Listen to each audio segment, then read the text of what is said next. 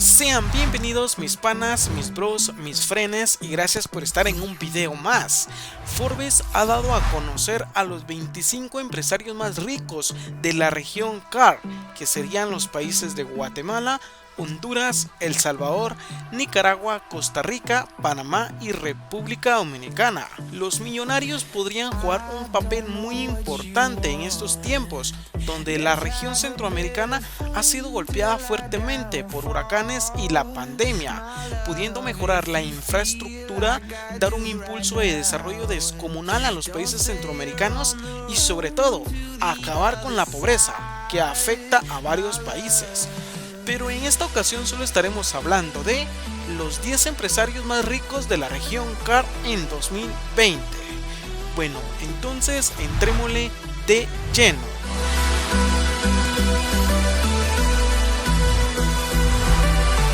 El número 10 se encuentra en Panamá. Sandro Salzano, accionista en Grupo Salzano. Salzano ha mostrado interés por invertir en el sector inmobiliario de Brasil, aunque también busca hacer inversiones en proyectos y compañías tecnológicas, como ya lo ha realizado en Airbnb, Spotify, Dropbox o Rappi. En Panamá mantiene inversiones en los sectores agroindustriales y logísticos. Sus activos totales ascienden a 1.200 millones de dólares.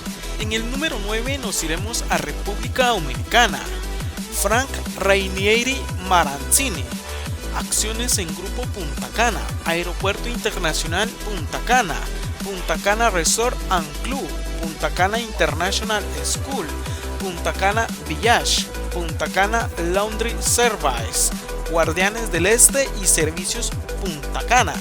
La inversión de 195 millones de dólares que anunció desde 2018 que busca desarrollar el proyecto Punta Arena, para el cual está asociado con las familias Rizek y Selman. El grupo también mencionó el año pasado una inversión de 4 a 5 millones de dólares para la instalación de una franja en el distrito Verón Punta Cana. También es socio del magnate Luis Emilio Bellutini en el Blue Mall Punta Cana, inaugurado en 2017. Sus activos totales ascienden a 1.200 millones de dólares y sus ingresos totales son de 200 millones de dólares. En el número 8 nos trasladaremos hasta Guatemala. Carlos Enrique Mata y Luis Miguel Castillo, accionistas en The Central America Bottling Corporation, CBC. La unidad de negocios Lipsmart de CBC invirtió 30 millones de dólares en la ampliación de su planta de producción en El Salvador en 2019. Con ello la firma busca llegar a producir 35 millones de cajas de bebidas gaseosas en PepsiCo, dirigidas al mercado de exportación para 28 países. En el 2010, cuando PepsiCo compró a Pepsi Américas, se convirtió en socio de Capcor con el mismo 18% de participación. Por su excelencia operativa, CBC en 2017 fue reconocido por PepsiCo como el mejor embotellador de América Latina y en el año 2012 como el mejor embotellador a nivel global.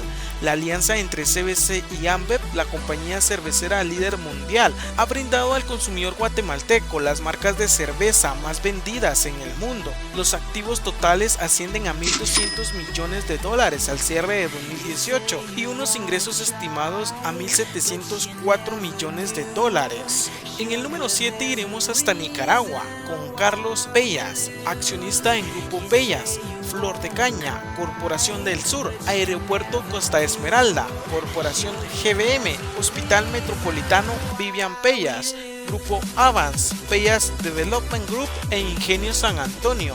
En mayo de 2019, Grupo Pellas vendió PAC Florida a Banco Bradesco por 500 millones de dólares, institución que tenía activos por 2.200 millones de dólares y un patrimonio de los accionistas de 206 millones de dólares al momento de la compraventa.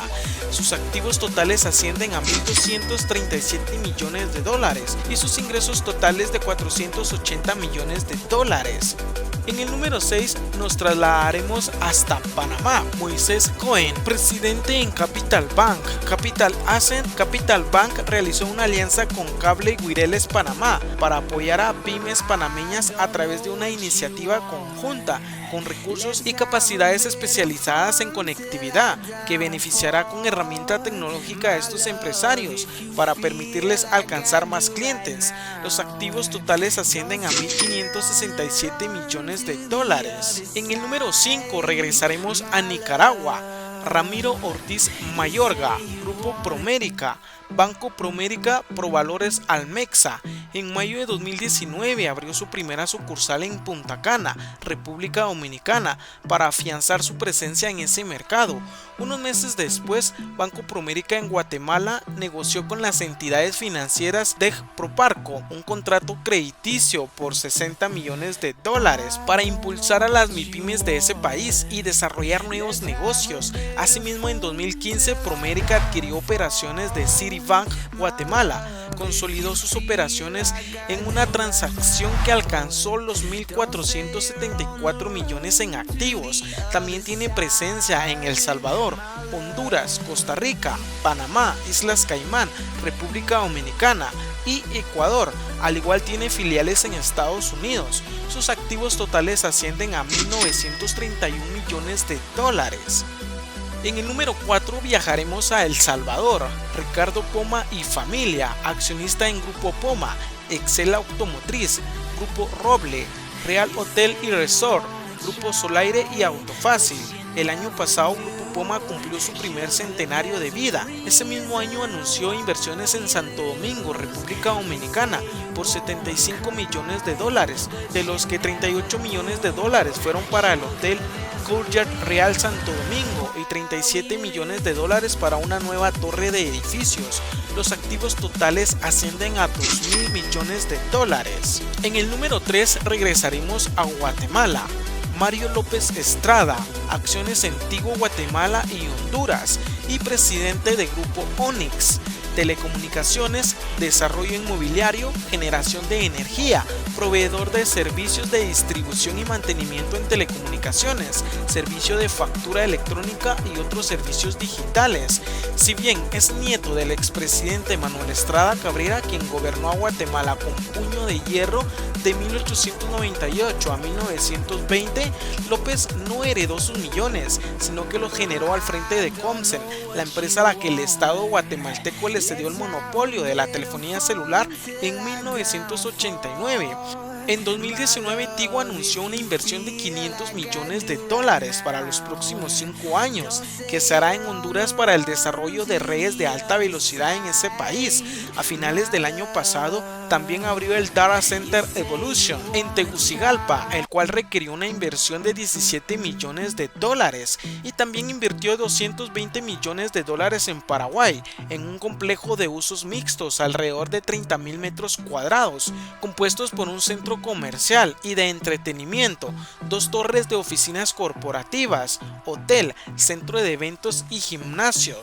Se dice que es la inversión en desarrollo inmobiliario más grande que ha tenido Paraguay en su historia. Sus activos totales ascienden a $2.145 millones. Los ingresos totales ascienden a $2.028 millones. En el número 2 volvemos a regresar a Panamá. Stanley Mota, acciones en las empresas Mota Internacional, Copa Holdings, Grupo ASA, Inversiones Bahía, TVN Media y el Banco Intercontinental de Panamá. A inicios de 2020, TVN Media compró Radio Panamá y Los 40 a la empresa española Grupo Prisa. La compraventa de los activos de Green Emerald Business se firmó en enero pasado. El monto de la transacción no fue dado a conocer. Los activos totales ascienden a $4.347 millones. Los ingresos operativos ascienden a $2.607 millones. Y en el número 1 regresamos a El Salvador. Roberto Criete, accionista en Grupo Criete, Avianca Holdings, presidente de la junta directiva y posee el 22% de las acciones. Volaris, accionista mayoritario, y Aeroman, presidente de la junta directiva. Avianca Holding y algunas de sus subsidiarias y afiliadas solicitaron el 10 de mayo acogerse voluntariamente al capítulo 11 del Código de Bancarrota de Estados Unidos en el Tribunal de Bancarrota del Distrito Sur de Nueva York, con la intención de preservar y reorganizar los negocios de Avianca. En 2019, Griete asumió la presidencia de la junta directiva de Avianca Holdings. Por otro lado, Ironman invirtió $45 millones en el Centro de Mantenimiento Aeronáutico en El Salvador.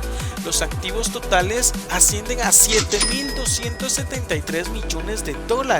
Los ingresos totales ascienden a $4.890 millones. Muy bien, si desean que les mande saludos en mis próximos videos, me lo pueden hacer saber en los comentarios. Asimismo, le mando saludos a Jesús Gómez, hasta la ciudad de Panamá. Bueno, ¿qué les ha parecido? Dejen su importante opinión en la caja de los comentarios acerca de este tema. Sin nada más que agregar, yo me despido. Hagan ejercicio y nos vemos hasta la próxima. Bendiciones.